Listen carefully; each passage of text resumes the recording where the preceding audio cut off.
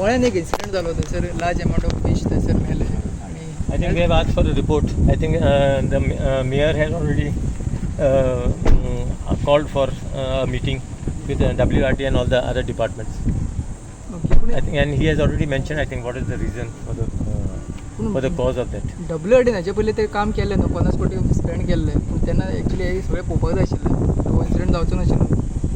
See, I think they have already mentioned it because some sewage something was left.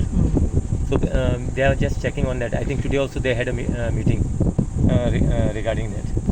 पूण सगळीं connection आसूंक जाय न्हू थंयसर सिवरेज म्हटल्यार पायपलायनी आहा न्हू थंयसर उदकान सोडता ताजेर आतां एक्शन कितें जातलें. But it's, I think some people must have left the sewerage. They said because of that, because what is when certain height is there. See, technically I cannot explain to you.